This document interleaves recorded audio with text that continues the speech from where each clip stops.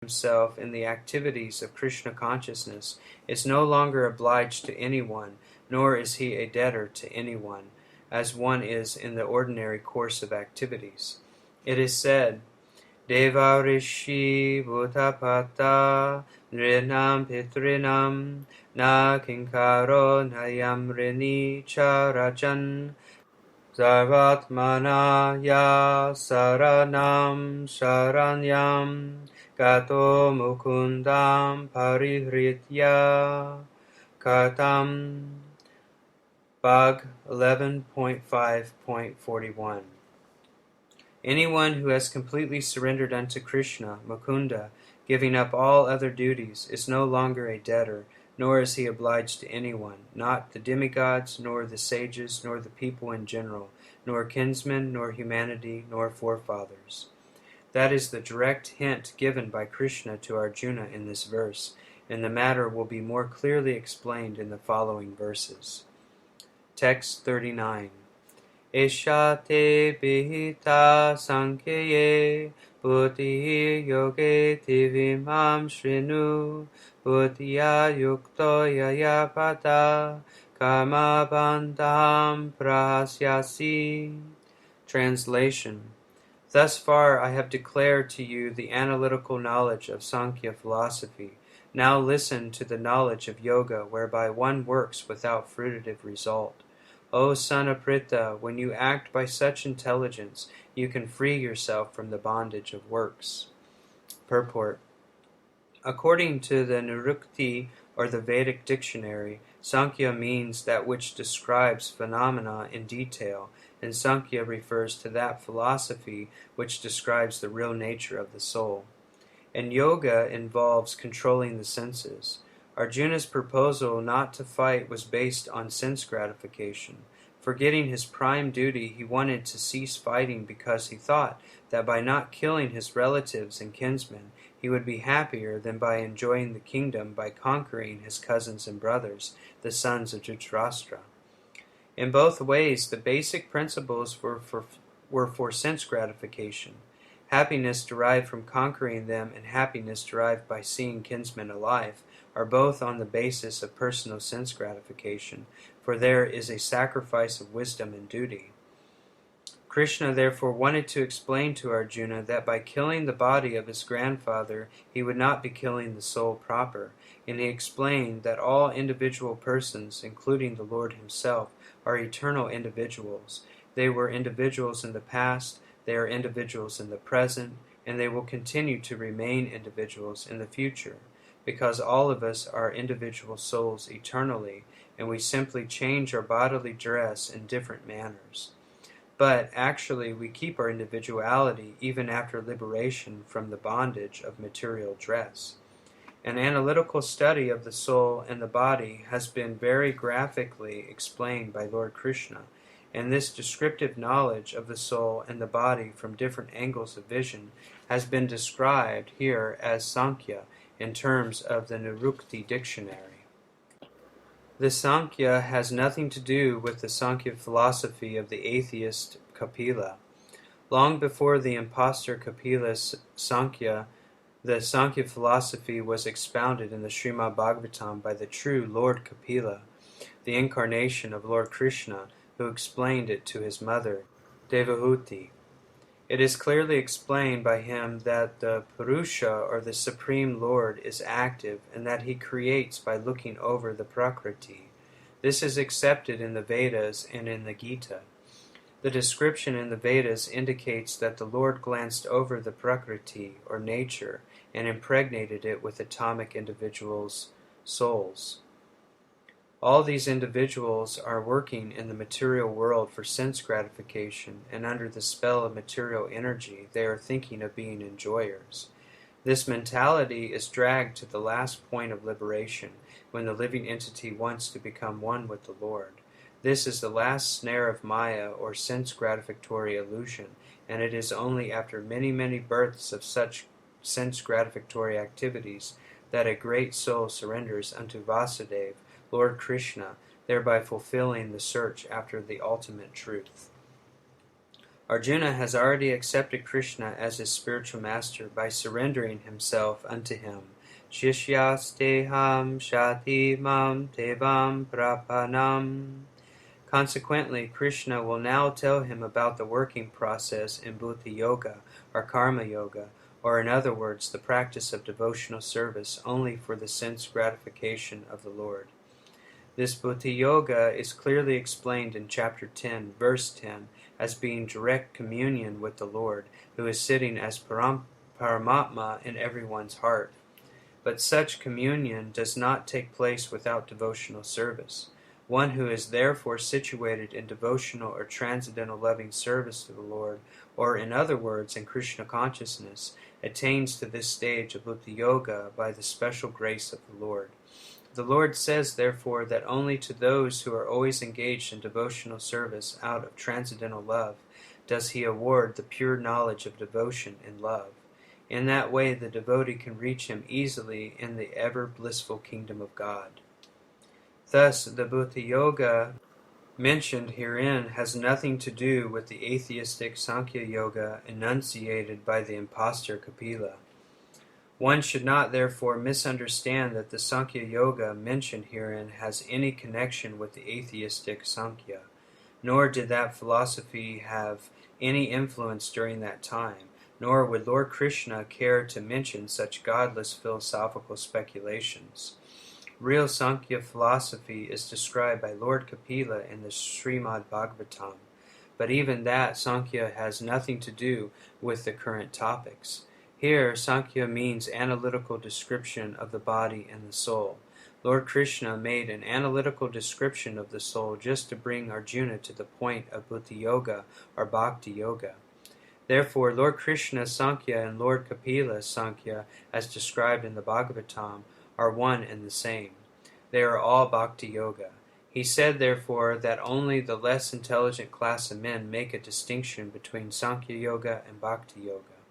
Of course, atheistic Sankhya Yoga has nothing to do with Bhakti Yoga, yet the unintelligent claim that the atheistic Sankhya Yoga is referred to in the Bhagavad Gita. One should therefore understand that Bhuti Yoga means to work in Krishna consciousness, in the full bliss and knowledge of devotional service.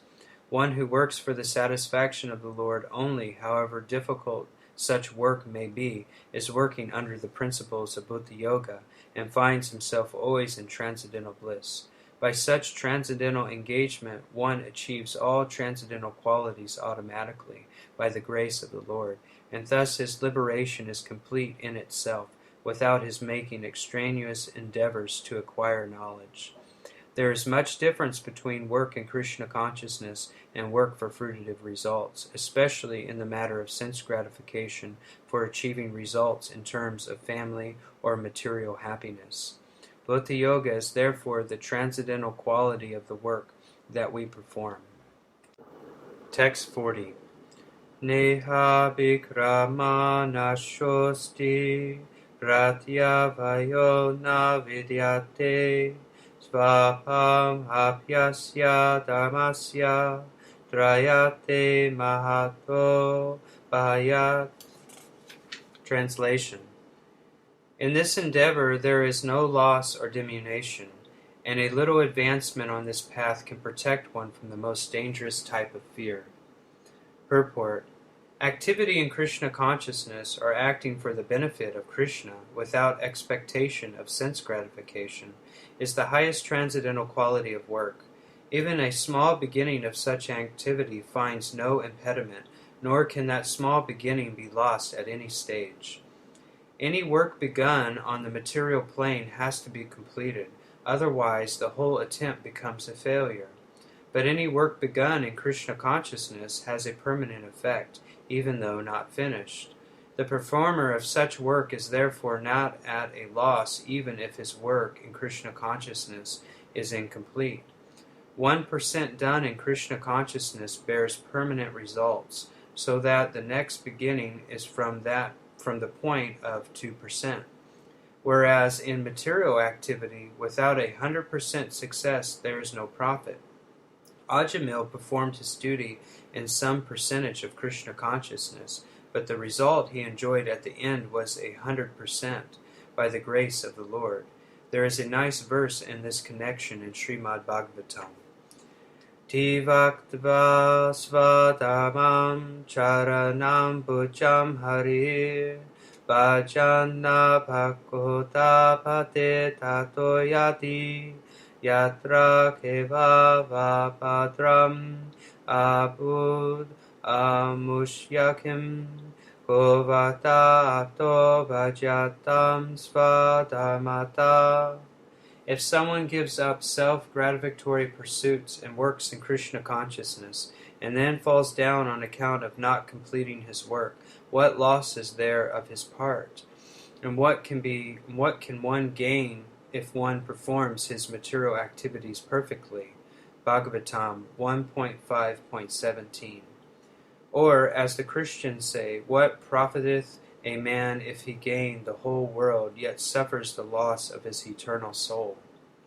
Material activities and their results end with the body, but work in Krishna consciousness carries the person again to Krishna consciousness, even after the loss of the body. At least one is sure to have a chance in the next life of being born again as a human being, either in the family of a great cultured Brahmana or in a rich aristocratic family, that will give one a further chance for elevation. That is the unique quality of work done in Krishna consciousness. Text 41. Vyavasayat bhikavutir ekeha kuru nandana bahushaka hiyanantascha uthayo vyavasayanam. Translation. Those who are on this path are resolute in purpose, and their aim is one. O beloved child of the Kurus, the intelligence of those who are irresolute is many-branched. Purport. A strong faith in Krishna consciousness that one should be elevated to the highest perfection of life is called Vyavasayatmika intelligence. The Chaitanya Charitamrita states, Shraddha Shabde Vishvasa Kahe Surita Nishchaya Krishne Bhakti Kele Sava Kama Kritaya. Faith means unflinching trust in something sublime. When one is engaged in the duties of Krishna consciousness, he need not act in relationship to the material world with obligations to family traditions, humanity, or nationality.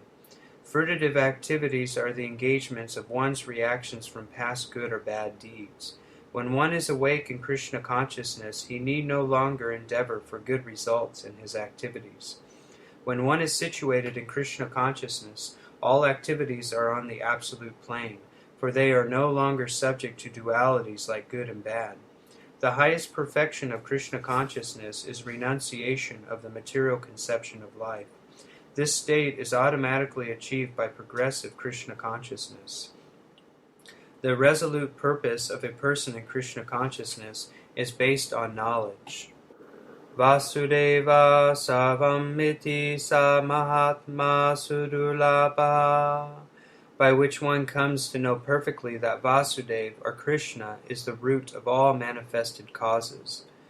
As water on the root of a tree is automatically distributed to the leaves and branches, in Krishna consciousness one can render the highest service to everyone, namely self, family, society, country, humanity, etc. If Krishna is satisfied by one's actions, then everyone will be satisfied. Service in Krishna consciousness is, however, best practiced under the able guidance of a spiritual master who is a bona fide representative of Krishna, who knows the nature of the student and who can guide him to act in Krishna consciousness. As such, to be well versed in Krishna consciousness, one has to act firmly and obey the representative of Krishna, and one should accept the instruction of the bona fide spiritual master as one's mission in life. Srila Vishwanatha Chakravarti Thakur instructs us in his famous prayers for the spiritual master as follows. Yasya prasadat bhagavad prasado, yasya prasadan agitikopi, Deyam yam stuvam stas yas yas Sri Sadyam Bande Guru Sri Charanara. By satisfaction of the spiritual master, the Supreme Personality of Godhead becomes satisfied, and by not satisfying the spiritual master, there is no chance of being promoted to the plane of Krishna consciousness. I should therefore meditate and pray for his mercy 3 times a day, and offer my respectful obeisances unto him, my spiritual master. The whole process, however, depends on perfect knowledge of the soul beyond the conception of the body, not theoretically but practically, when there is no longer chance for sense gratification manifested in fruitive activities. One who is not firmly fixed in mind is diverted by various types of fruitive acts. Text 42 through 43.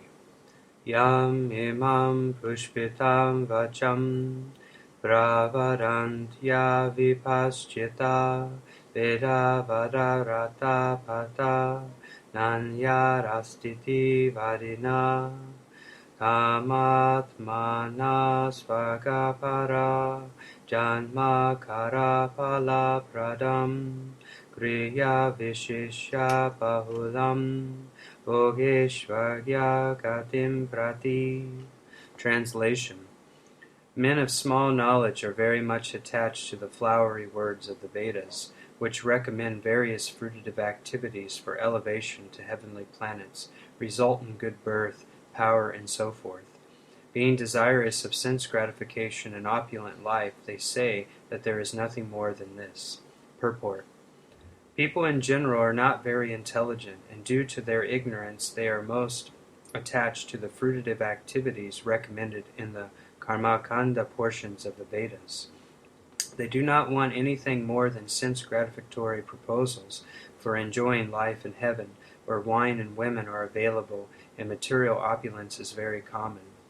In the Vedas, many sacrifices are recommended for elevation to the heavenly planets, especially the Jyotishtoma sacrifices. In fact, it is stated that anyone desiring elevation to heavenly planets must perform these sacrifices, and men with a poor fund of knowledge think that this is the whole purpose of Vedic wisdom. It is very difficult for such inexperienced persons to be situated in the determined action of Krishna consciousness. As fools are attached to the flowers of poisonous trees without knowing the results of such attractions, similarly, unenlightened men are attracted by such heavenly opulence and the sense enjoyment thereof. In the Karmakanda section of the Vedas, it is said that those who perform the 4 monthly penances become eligible to drink the somarasa beverages to become immortal and happy forever. Even on this earth, some are very eager to have somarasa to become strong and fit to enjoy sense gratifications. Such persons have no faith in liberation from material bondage, and they are very much attached to the pompous ceremonies of Vedic sacrifices. They are generally sensual, and they do not want anything other than the heavenly pleasures of life. It is understood that there are gardens called Nandana Kandana, in which there is good opportunity for association with angelic beautiful women and having a profuse supply of somarasa wine. Such bodily happiness is certainly sensual. Therefore, there are those who are purely attached to material temporary happiness as lords of the material world. Text 44. Bhogeshvarya prasaktanam teya parita chetasam viyavasayatmika buddhi samato navidyate. Translation. In the minds of those who are too attached to sense enjoyment and material opulence, and who are bewildered by such things, the resolute determination of devotional service to the Supreme Lord does not take place. Purport. Samadhi means fixed mind. The Vedic literature, the Nirukti, says, Samya gadiyati sminhinat matava yatatmeyam.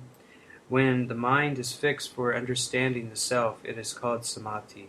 Samadhi is never possible for persons interested in material sense enjoyment, nor for those who are bewildered by such temporary things. They are more or less condemned by the process of material energy. Text 45. Tregunya Vishaya Veda Nishtregunyo Bhavajuna Nirdvandevo Nitya Sattvasto Niryoga Kishimatmavan. Translation. The Vedas mainly deal with the subject of the three modes of material nature. Rise above these modes, O Arjuna. Be transcendental to all of them. Be free from all dualities and from all anxiety.